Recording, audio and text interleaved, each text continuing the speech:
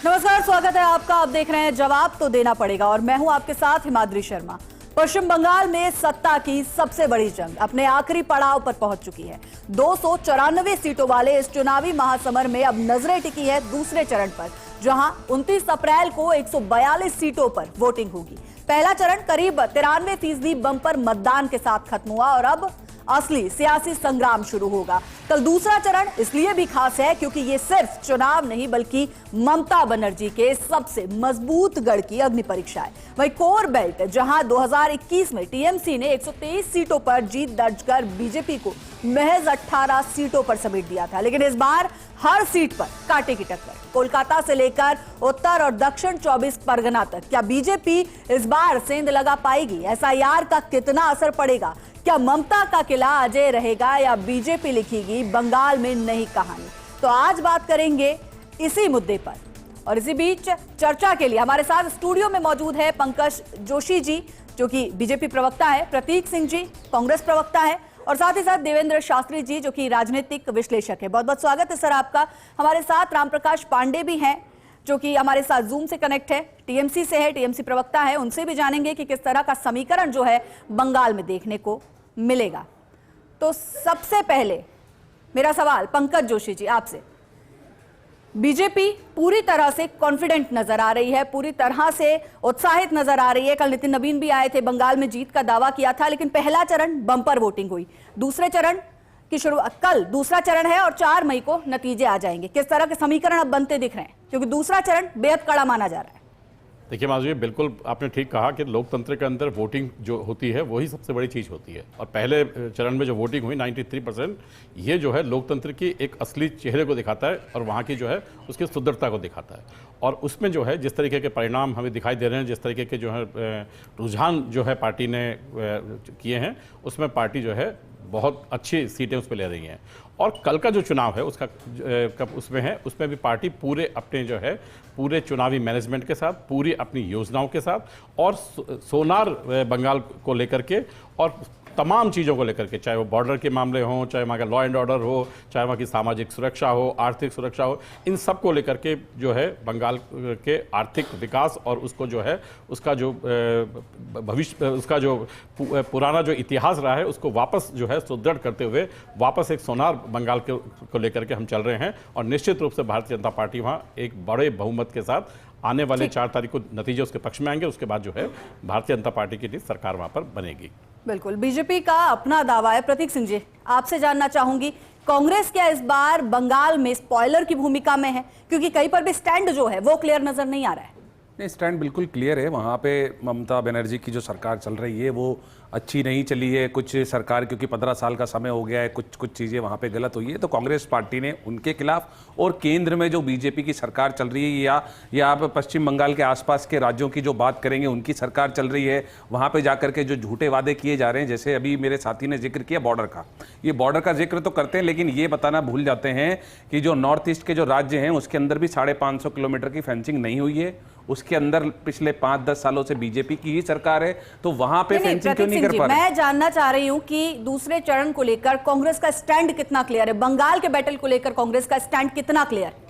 देखिए, ये तो 4 तारीख को जब रिजल्ट आएगा, जब पता लगेगा कि कौन किसको बहुमत मिलने वाला है। लेकिन जनता अपना मन बना चुकी है। अब प्रधानमंत्री मोदी जी कहीं जाकर के कुछ भी कर लें उससे कोई बदलने वाला है नहीं। बंगाल की जनता, जो वहाँ के मुद्दे हैं, आम आदमी से जुड़े हुए मुद्दे हैं, जो केंद्र सरकार ने उनको सारी सुविधाएं नहीं दी, जो राज्य सरकार ने उनको सुविधाओं से वंचित रखा है, उसके खिलाफ वोट करने जाएगी। और दूसरा सवाल ये भी है कि आपने देखा होगा कि लोकसभा चुनावों में तो 10-10 दिन बाद भी 11-11% वोट का प्रतिशत बढ़ गया था, लेकिन अभी देखने को नहीं मिला। तो क्या मैं ये मान के चलूं कि आज जो बताया जा रहा है वोट प्रतिशत, वो ही काउंटिंग के दिन भी रहेगा कि उसमें कोई बढ़ोतरी होगी?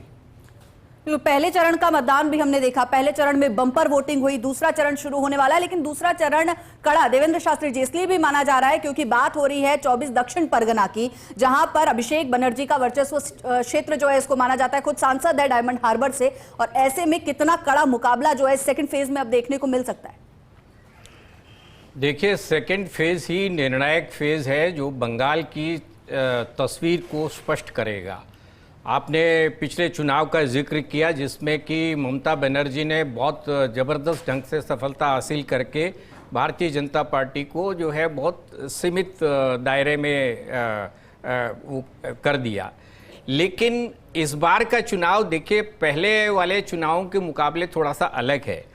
एसआईआर होने के बाद जिस तरह की स्थिति बनी है वोटर लिस्ट की, एक तो उसको ध्यान में रखिए और उसका बहुत ज़्यादा असर जो है इन्हीं 142 सीटों के अंदर आपको रिफ्लेक्ट करेगा।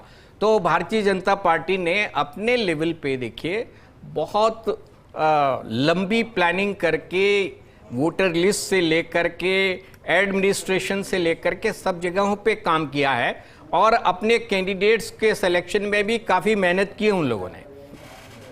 तो इसका असर जरूर पड़ेगा। पर समस्या क्या है कि जहां क्षेत्रीय पार्टियां सत्ता में हैं वहां पर भारतीय जनता पार्टी का मूल आधार जो है वो बड़ा कमज़ोर है।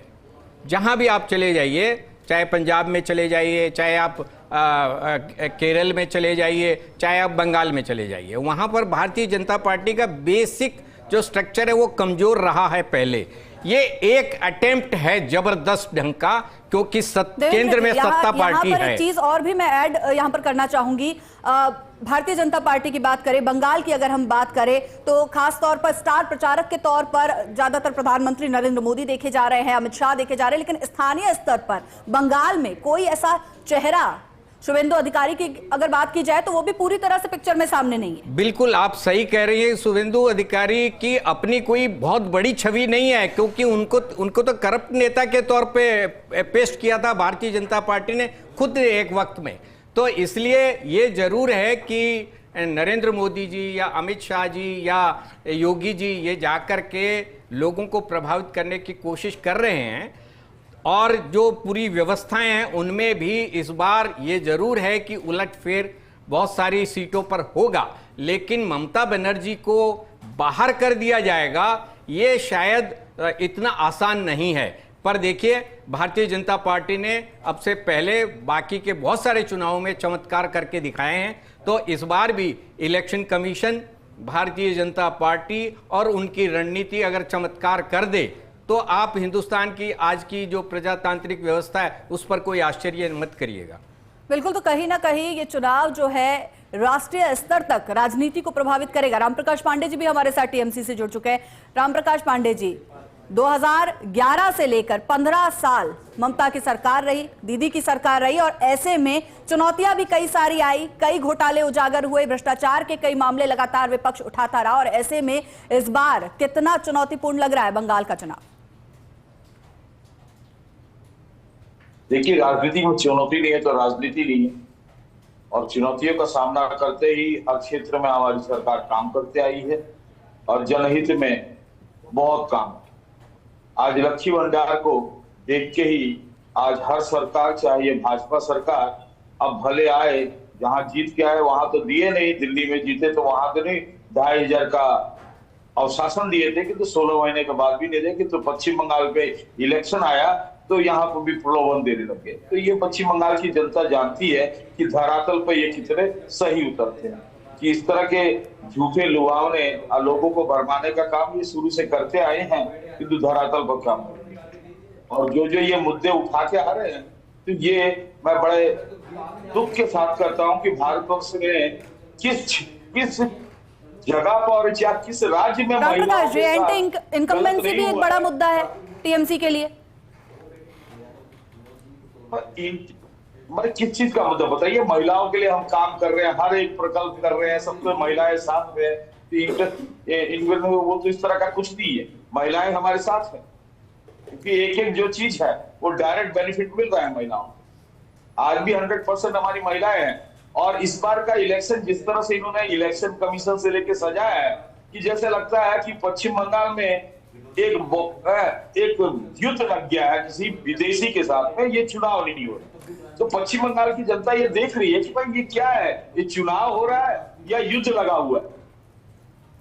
तो ये चीजों को इस तरह से करवा के लोगों को जो भयभीत करने का जो चालू किया है, इसका गलत रिप्लाई मिलेगा नहीं कि लोगों को केंद्रीय बल के द्वारा, अरे इतनी केंद्रीय बल की क्या जरूरत थी, जितना तो युद्ध में भी नहीं भेजा जाता। क्या जरूरत थी, कैसी जरूरत थी, इसका जवाब भी लेंगे। जवाब लेने के लिए पंकज जोशी जी हमारे साथ। पंकज जी, टीएमसी का माना जाए तो उन्होंने विकास किया है और बहुत ज्यादा विकास किया है, और बीजेपी कहीं भी स्टैंड नहीं करती है। देखिए अक्षय जी, सबसे बड़ी चीज़ है कि उन्होंने खुद ने कहा कि इतनी जो है केंद्रीय एजेंसी की आवश्यकता क्या थी। मैं कह रहा हूँ इतनी एजेंसियां थी तभी तो वोट परसेंटेज बढ़ा। इतना परसेंटेज वोट क्यों बढ़ा? लोग यदि निडर है तभी तो वोट देने आए। अदरवाइज वोटों की हालत ये होती थी कि इस तरीके के नहीं वोटों को जो है, जिस तरीके से बंगाल को जो है पड़ोसी देश से मिलकर के जिस तरीके के हालात के, जिस तरीके तुष्टीकरण की नीति की, जिस तरीके से हिंदू मां बहनों के साथ जो है टीएमसी ने किया, जिस तरीके से जो है जिस तरीके से एक मुख्यमंत्री लोकतंत्र के जो है ईडी के अंदर आकर के जो है फाइलों को उठा कर ले जाए, और माननीय सुप्रीम कोर्ट ने जो है ये कहा कि इससे बदतर स्थिति जो है हमने अंग्रेजों के राज में नहीं देखी, जैसी बदतर स्थिति जो है वेस्ट बंगाल में थी। और अपने आप को जो कि इतनी बदतर स्थिति पैदा करी, तो उसके बाद में जो है सुप्रीम कोर्ट को भी कहना पड़ा, और इसी कारण से वहां के लोगों को लगा कि अब ये है। और पहला जो मतदान हुआ, उसके पिछले जो है देश के लोकतंत्र की जो मीडिया है चौथा स्तंभों से दिखाई कि किस तरीके से टीएमसी के लोगों ने वह दंगे बरसाए, किस तरीके से वहां दंगा किया, तो ये तो टीएमसी की चीज दर्शाई। और अब रही बात कांग्रेस की, तो ये जो हालात बनाए इनमें से आप बताइए कांग्रेस वहां से साफ कैसे हो गई? कांग्रेस तो वहां की पार्टी मेन पार्टी हुआ करती थी। बताएंगे कांग्रेस साफ यही कह रहा कैसे हो हूं। तो गई? इसलिए क्या है कि अब उनको तो ये सोचना चाहिए, पहले इस पे विचार करना चाहिए कि हम जो है वहां से बाहर क्यों गए। और मैं तो फिर आप कह रहा हूं कि पिछली बार भी प्रतीक जी बहुत जोर जोर चिल्ला रहे थे जब हरियाणा का चुनाव हो रहा था, तब तो ऐसा लग रहा था जैसे प्रतीक जी खुद ही जो है कल शपथ लेने जाने वाले हैं वहां शपथ ग्रहण समारोह में। उससे पहले जो है बिहार का चुनाव हुआ तो वहां भी यही पोजीशन थी। और हम ये कह रहे हैं कि भाई हमारे यहाँ तो राजधानी में कहावत है ना कि नाई रे नाई कितने बार। उसने कहा कि थोड़ी देर ठहरो महाराज, है ना, सामने आ पड़ेंगे, सामने दिख जाएंगे। तो मैं कह रहा हूं कि टाइम भी क्या है, कल वोटिंग होगी और 4 तारीख को रिजल्ट आने के बाद वहां पर जो है भारतीय जनता पार्टी की सरकार बनेगी। टीएमसी से सीधा कांग्रेस पर आ गई, क्या जवाब देंगे आप? हिमाद्री जी, 4 मई को जब रिजल्ट आएगा, एक बार शांत कर, जब 4 मई को जब रिजल्ट आएगा तो 5 प्रदेशों में चुनाव है ना। पश्चिम बंगाल के अलावा केरला में भी हैं, तमिलनाडु के अंदर भी हैं, आसाम में भी है, पुडुचेरी में भी और बंगाल में। केरल में क्या हालत है इनकी, या आप बताइए? तमिलनाडु में क्या हालत है इनकी? हम तो 2 सीटों से आने वाले हैं, खुद ही कह रहे हैं, हम तो वहां पे आ रहे हैं, आ जाएंगे। पीछे बोलने लगे ना, सीटों की बात करें तो क्या बंगाल को छोड़ देंगे आप? आपकी स्थिति कहां है ये पूछिए। पीछे बोलने लगे ना प्रतीक जी, हम सभी राज्यों की बात कर रहे हैं, तो क्या बंगाल को छोड़ देगी कांग्रेस? मैं ये कह रहा हूँ 4 मई को क्या सिर्फ वेस्ट बंगाल का रिजल्ट आने वाला है? पांचों प्रदेशों का आएगा ना, उस दिन बात करेंगे। चलिए, आज नहीं बोलता। लेकिन फिर बंगाल पे क्या बात करेंगे? बोल रहा हूं ना, आगे बोल रहा हूं। अगर चुनाव आयोग ने लेवल प्लेइंग फील्ड नहीं रखा है अगर चुनावों के लिए, अगर आप बताइए 27 लाख वोटरों का जो है लॉजिकल डिस्क्रिपेंसी के अंदर वोटों को विचाराधीन रखा है, हटाया भी नहीं है, विचाराधीन लॉजिकल डिस्क्रिपेंसी के अंदर, जैसे DER का DRA हो गया तो वो लॉजिकल डिस्क्रिपेंसी में हो गया। 19 ट्रिब्यूनल वहां पे स्टेबल किए, उन्होंने कितने लोगों को सुनवाई की? पिछले फेज में जो थे उसमें 138 लोगों की मात्र, और 138 में से 136 को एलिजिबल पाया। अगर वो ट्रिब्यूनल पूरे के पूरे 27 लाख वोटों को अगर वो एग्जामिन करते तो मुझे लगता है 27 में से 25-26 लाख एलिजिबल हो जाते। दूसरी बात इन्होंने की कि पड़ोसी देश से मिलकर के वहां पे टीएमसी या पता नहीं और कोई कुछ कर रहे थे। तो पड़ोसी देश से अगर कोई राज्य की सरकार मिल जाती है तो केंद्र सरकार क्या कर रही है? सुरक्षा एजेंसियां किसके पास हैं? बीएसएफ किसके पास है? सीमाएं किसके पास हैं? और तीसरी बात ये कह रहे थे, मैं ये जरूर बोलूंगा कि वहां पे इस बार जो चुनाव हुए हैं वो शांतिपूर्ण हुए हैं, लेकिन जो 2,40,000 जो वहां पे लोगों को वहां पे भेजा है और सुरक्षा कर्मियों को भेजा है, 29 तारीख को चुनाव हो जाएंगे, 4 मई को रिजल्ट आ जाएगा, 5 मई को उनको मणिपुर भी भेज दीजिए, पास में ही है, 4 साल से चल रहा है, बीजेपी की सरकार है, तो वो जब वहां पे चुनाव वहां पे भी डिप्लॉय कर सकते हैं, जब 4,000 कंपनीज को 2,40,000 सुरक्षा कर्मियों को, तो फिर उनको मणिपुर भेजने में क्या दिक्कत आ रही है? वहां क्यों, क्या चुनावों के लिए ही सारे डिप्लॉयमेंट होंगे क्या? क्या चुनावों के लिए, वोट के लिए, सत्ता के लिए, सरकार के लिए ही सारे डिप्लॉयमेंट होंगे क्या? सबसे अगर किसी ज्वलंत मुद्दे की, बंगाल के चुनाव के लिए बात की जाए, बैटल ऑफ बंगाल की बात की जाए, तो एसआईआर कहीं ना कहीं बड़ी चुनौती है देवेंद्र जी। एसआईआर को लेकर के देखिए कंट्राडिक्शंस तो हैं ही, इसमें तो कोई शक नहीं है। चाहे मैं एक चीज़ बहुत स्पष्ट तौर पे कह सकता हूं कि चाहे आप सुप्रीम कोर्ट से कहलवाई लीजिए, चाहे आप हाई कोर्ट से अप्रूव करवा लीजिए, लेकिन अगर वोट काटे जा रहे हैं या वोट सस्पेंड किए जा रहे हैं तो ये है कि वोट का अधिकार आप रोक रहे हैं। ये तो इलेक्शन कमीशन को स्पष्ट करना ही चाहिए कि भाई ये जब तक वोटर लिस्ट कंप्लीट नहीं होगी तब तक आप वोट क्यों करवा रहे हैं। ये वोट करवाना ही इस बात का इंडिकेशन और अभी है। सुनवाई चल रही है और सुप्रीम कोर्ट में। ये जो एलिगेशंस हैं तमाम, इनका कोई परिमार्जन नहीं है। और इलेक्शन कमीशन जिस तरह की गतिविधि कर रहा है, तो सेंट्रल गवर्नमेंट को भी पता चल रहा है कि संविधान के अगेंस्ट बहुत सारे कदम उठाने पड़ रहे हैं, तो उनसे बचने के लिए भी संविधान में और नियमों में बदलाव लगातार चल रहा है, और ये सबके सामने चल रहा है, खुल्लम खुल्ला चल रहा है। तो ये तो देखिए अपनी जगह है, लेकिन मैं एक और बात कह रहा हूं कि कांग्रेस को या विपक्ष को एक स्टैंड पे कायम रहना चाहिए। या तो आप इलेक्शन प्रणाली गलत है तो उसका विरोध करिए, उसका बहिष्कार करिए, और अगर आप शामिल हो गए उसके बाद रोना मत रोइए। अगर आप शामिल हो गए तो फिर आपने एक्सेप्ट कर लिया। देवेंद्र जी, एक बात ये भी मानी जाए कि बंगाल की अगर हम जब बात करते हैं तो कहीं ना कहीं विपक्ष जो है वो मजबूत नहीं है, चाहे किसी भी फॉर्म में हो। निश्चित रूप से देखिए, क्षेत्रीय पार्टी अपनी ताकत पे लड़ रही हैं, और उनकी ताकत जो है केंद्र सरकार और जो विपक्ष की प्रमुख पार्टी कांग्रेस, उनसे ज्यादा मजबूत लोकल स्तर पे रही है। ये आपके सामने एग्जाम्पल है, बंगाल ले लीजिए, पंजाब ले लीजिए, केरल ले लीजिए, तमिलनाडु ले लीजिए। लेकिन ये आप जो कह रही हैं, ये अवश्य मैं स्पष्ट करना चाहूंगा कि कांग्रेस और क्षेत्रीय पार्टियों के बीच में एक कंट्राडिक्शन है कि कांग्रेस को अपना वजूद बचाना है बंगाल में, लेकिन विपक्ष के तौर पे टीएमसी के साथ भी रहना है। अब इस कंट्राडिक्शन में आप अगर चुनाव लड़ रहे हैं तो निश्चित रूप से भारतीय जनता पार्टी को उसका बेनिफिट मिलेगा। आज के दिन कांग्रेस जो है टीएमसी की आलोचना करती है केवल इसलिए कि उनको अपना ग्राउंड बचाना है। देवेंद्र जी, उनको ये पता है कि वो जीत नहीं सकते हैं। तो बात हमने फिर कही भी कि थर्ड फ्रंट की कि कौन किस तरह से स्टैंड करेगा, लेकिन बात यहां पर हम एसआईआर की भी करेंगे। पंकज जोशी जी, एसआईआर के चलते जो मुद्दा है वो स्टेट बनाम केंद्र हो रखा है, और ऐसे में एक बड़ा मुद्दा है, राष्ट्रीय स्तर तक भी ये मुद्दा पहुंचा है, और एक स्टेट गवर्नमेंट के सवाल का जवाब जो है केंद्र को देना पड़ा। एक बड़ा मुद्दा है, बड़ी चुनौती है बीजेपी के लिए। देखिए हिमाद्री जी, मैं कह रहा हूं कि जब इस देश के अंदर एक एक ट्रांजैक्शंस का पता है, एक एक फाइनेंशियल ट्रांजैक्शन का पता है, एक एक आदमी की आईडी का पता है, एक एक आदमी का वो सब चीज़ों का पता है, तो चुनाव आयोग ने क्या कहा है कि 2002 का जो बेसिकली है आपका जो है चेन डॉक्यूमेंट तो चाहिए ना, या ये कहेंगे कि नहीं मेरे पास एक डॉक्यूमेंट आज आ गया है तो मैं इस पर अधिकार कर लूंगा। यही तो पूछा है कि भाई 2002 से, और 2002 से नहीं तो 1986 का है, तो जो भी आपके पास डॉक्यूमेंटेशन है, डॉक्यूमेंटेशन ले आइए। 2 मिनट बताता हूं, पहले मैं उनकी बात करता हूं। मुझे बताइए कि कहां परेशानी है, जिनके नाम आए उनके ठीक हुए कि नहीं हुए, और अब आप बता दीजिए कि चलिए वहां की बात करें। मैं कह रहा हूं राजस्थान के अंदर आपने कितनी आपत्तियां की थी, आपकी आपत्तियां पूरी हुई कि नहीं हुई है? कितनी बार आपने जाकर के उसमें कहा सारी आपत्तियां पूरी हुई कि नहीं हुई? तो मुझे बता दीजिए 3 महीने पहले जो है आपने जो प्रतिवेदन दिया था उसमें कितनी बार चले गए? तो मैं कह रहा हूं कि ये केवल और केवल जो है ना घड़ियाली आंसू दिखाना, अपने आप को बचाना, और जो है खुद जो है आपने खुद ने देखिए। नहीं राहुल, 2 मिनट दो, हिमाद्री जी 2 मिनट, हिमाद्री जी 1 मिनट, बस हिमाद्री जी 1 मिनट, हिमाद्री जी 1 मिनट, इनके राष्ट्रीय जी चलिए। हिमाद्री जी यहाँ पे वापस से झूठ बोल करके भटकाया जा रहा है कि 2002 जो लॉजिकल डिस्क्रिपेंसी में 27 लाख वोट काटे गए, उनके पास में सारे डॉक्यूमेंट मौजूद हैं, उनके पास पासपोर्ट भी है।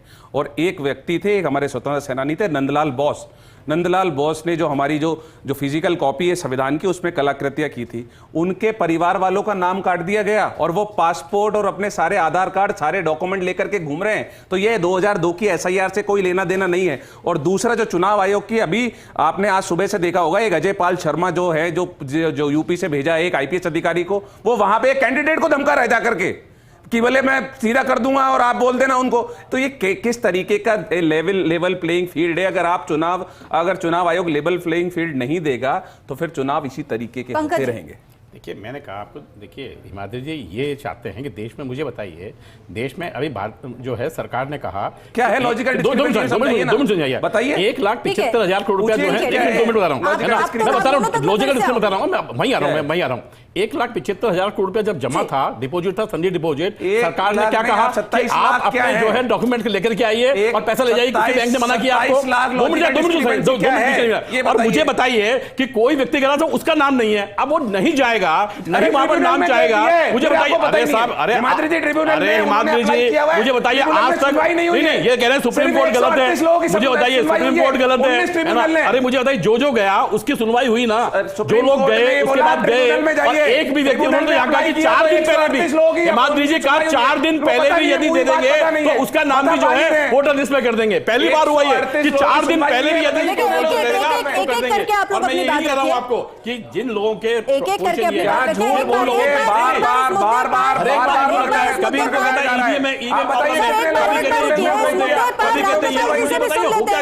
राम प्रकाश जी की बात भी सुन लेते हैं, क्योंकि टीएमसी की तरफ से सबसे पहले एसआईआर का मुद्दा उठाया गया था। राम प्रकाश पांडे जी। मैं अपने प्रवक्ता ऋचा घोष का नाम जानते हैं सर? ऋचा घोष का नाम सुना होगा, जो क्रिकेट जगत में अभी कुछ किताब लेके आई है। ऋचा घोष का नाम डोलॉजिकल डिसेबिलिटी में कटा हुआ है, ऐसा में नाम आता हुआ है, जो क्रिकेट को लाकर किताब लेके आई। ठीक है, किंतु हमारे वहां पर और राहुल गांधी जी के 2 जगह नाम थे, नहीं थे, फिर झूठ बोल रहे हैं, झूठ बोल रहे हैं, ये 2 जगह नाम थे, झूठ बोल रहे बाद में कटवाया उन्होंने एक जगह से, झूठ बोल रहे हो, झूठ बोल रहे हो, झूठ बोल रहे थे ना, बता रहा हूँ। 21 साल की लड़की के 2 नंबर, ये झूठ बोलने का बंद करें। अरे भैया, यूनिवर्सिटी में क्या हुआ था तुम्हारे सामने, कैसी बातें करते हो? मैं उस चीजों पे आना नहीं चाह रहा। आज क्या हुआ था, हालत जो है यूनिवर्सिटी के अंदर हालत क्या हुई थी, सारे आपने उठा करके हिमाद्री डॉक्टर के साथ कैसा बर्ताव हुआ था? हिमाद्री जी लॉजिकल डिस्क्रिपेंसी पे जवाब नहीं है बीजेपी प्रवक्ता के पास में, ना चुनाव आयोग के पास में कोई जवाब है। हम लॉजिकल डिस्क्रिपेंसी तो इनके पास में है नहीं, बात करें, जवाब दे नहीं सकते। लॉजिकल डिस्क्रिपेंसी इनके सुखना में है, गृह मंत्री बोलते अब आपकी प्रॉब्लम आ रही है, साल में तो दिक्कत आ रही है, लेकिन आ जाइए ना, क्या दिक्कत है? कल चुनाव होंगे, 4 तारीख को पता चल जाएगा। वो नाम कटा है आपने, आपके गृह मंत्री कैसे बोले सुखना के जनसभा में कि जिनके नाम कट गए? अरे मुख्यमंत्री तो यार तुम्हारी ईडी की फाइल उठा के ले गई, कैसी बातें कर रहे हैं? और उसमें कोर्ट ने भी कहा कि भाई ये कोई तरीका है क्या? शुभेंदु अधिकारी की फाइलें कौन ले गया? बार वो तो किसी के, वो तो ईडी के पास भी होगी। इस बार ये वो नेपाली संप्रदाय इन्हें उखाड़ फेंकने के लिए आगे आ गया है कि दार्जिलिंग नीति में शून्य करके भेजेगा। राम प्रकाश पांडे जी, दिख जाएगा, कोई दिक्कत नहीं, 4 तारीख को सब पता चल जाएगा। नाम कटवा दिया।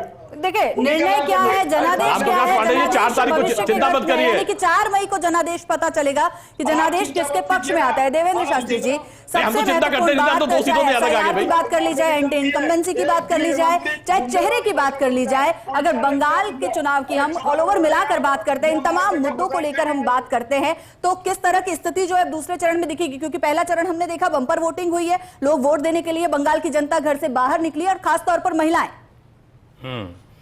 देखिए, जो ट्रेंड चल रहा है तो कल भी मुझे लगता है कि वो ट्रेंड तो कायम रहेगा कि वोट जो है वो बम्पर लेवल पे होगा, क्योंकि पूरे देश भर से बंगाल के जो दूसरे स्टेट्स में काम करने वाले लेबर क्लास है वो भारी संख्या में वहाँ गई है, क्योंकि वो डरा हुआ वोटर है। उसको ये डराया गया है कि अगर आपने वोट नहीं किया तो आपकी वोटर लिस्ट से नाम हट जाएगा, आपकी सिटीजनशिप जा सकती है, आपको कोई अधिकार नहीं रहेगा। इस तरह की पैनिक जो है वो बंगाल के वोटर्स के अंदर फैली हुई है। तो वोटर तो देखिए वो किसी भी लेवल पे जाकर के कल वोटिंग करेंगे और ये ट्रेंड कायम रहेगा।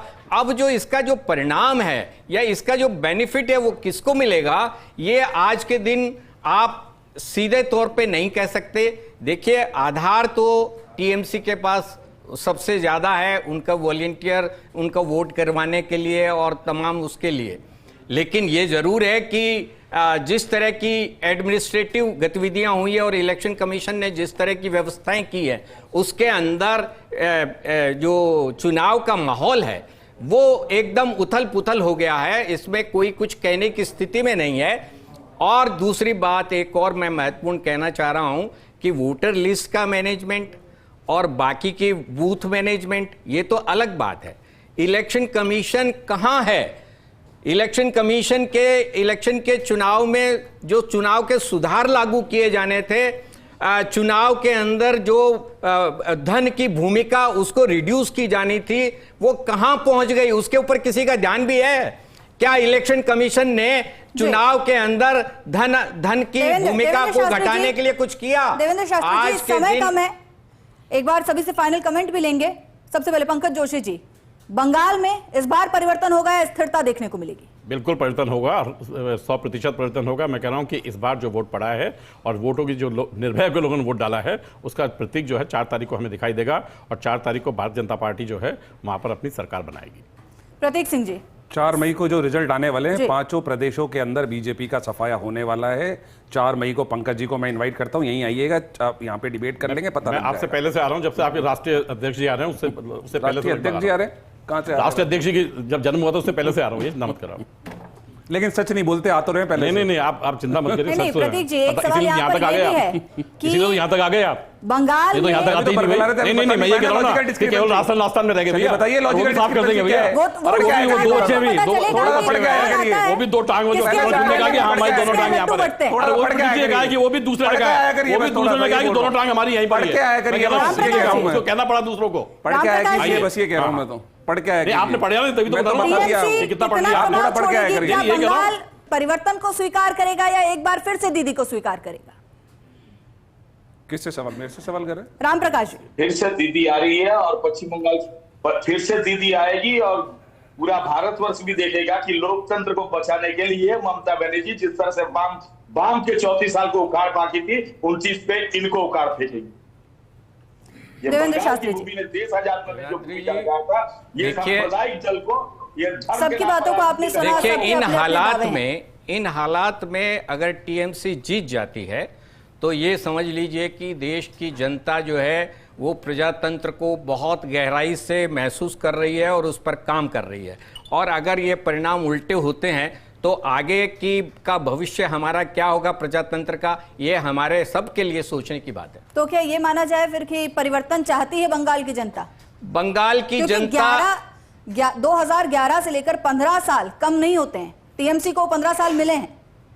बिल्कुल, लेकिन मैं ये कह रहा हूं कि जिस तरह की व्यवस्थाएं चुनाव लड़ने के लिए इलेक्शन कमीशन की एडमिनिस्ट्रेटिव सेंट्रल एजेंसीज फोर्सेस लगाई गई हैं, तो भाई ये प्रजातंत्र की व्यवस्थाओं के अंदर मैं समझता हूं कि अनहोनी की तरह से सब कुछ चल रहा है और इसमें टीएमसी का जो ताकत है वो भी काम कर रही है और सेंट्रल गवर्नमेंट की ताकत भी काम कर रही है। और ये जनता बदलाव चाहती है, ये कहना बड़ा मुश्किल है कि अगर चाहती है तो फिर जरूरत ही क्या है इतना सब शोर मचाने की। जनता आएगी और बदल के चली जाएगी, लेकिन ये सब तामझाम इसलिए लगाने पड़ रहे हैं कि शास्त्री जी, लोगों को किस तरीके से मारा गया है, किस तरीके से लोगों को कार्यकर्ता पिटे हैं, किस तरीके से कार्यकर्ताओं के घर जुटे हैं, वो सब देखा है लोगों ने, इसलिए कह रहा हूं। उस दिन नहीं बोले बंगाल आप, के अंदर उस दिन नहीं बोले, हमेशा किस से दिन लोगों होता के रहा, हुआ, उस दिन नहीं बंगाल आए में सामने, हमेशा से क्योंकि होता किस रहा तरह की है। हालत हुई है। नहीं, सबसे होता है तो हमेशा होता रहेगा क्या हमेशा वहां इस तरह के लोग पिटते रहेंगे? हिमाद्री जी, सबसे ज्यादा क्राइम दिल्ली में है, वहाँ की पुलिस है ना अमित शाह के कंट्रोल में, पहले वो तो सुधार लीजिए। अरे सर, आप पहले बंगाल की यार बात पहले कर तो वहां लीजिए। जाकर के तो ये तो पता नहीं कहाँ सोचते हैं। 10 क्राइम तो आपके यहाँ भैया वहाँ क्राइम था, घर में जाकर के सबसे ज्यादा अभी IRS की बेटी वहां जो नहीं है, है जैसलमेर के होटल में बैठना पड़ा। सबसे ज्यादा कहाँ पे क्राइम है? अरे भैया जैसलमेर के होटल में बैठना पड़ा, क्राइम तो वहां था कि सबको छिपा करके रखना चलिए, पड़ा। ठीक है, जो भी होगा 4 मई को जनादेश जो भी आएगा, कौन सत्ता पर काबिज होगा। क्योंकि अगर बात की जाए सत्ता की, तो सत्ता का गणित कभी भी सीधा नहीं होता। बहुत शुक्रिया आप सभी का हमारे साथ जुड़ने के लिए इस चर्चा में। और साथ ही अब इंतजार रहेगा कल का, क्योंकि कल का वोटिंग परसेंट बताएगा कि बंगाल की जनता कितनी घरों से बाहर निकली और 4 मई को क्या जनादेश दिया। क्योंकि बंगाल में बात है परिवर्तन की, अस्तित्व की और सत्ता पर काबिज रहने की। तो देखना होगा कि 4 मई को बंगाल के क्या नतीजे आते हैं। फिलहाल जवाब तो देना पड़ेगा। मैं अभी के लिए इतना ही। बने रहिए फर्स्ट इंडिया न्यूज के साथ। नमस्कार।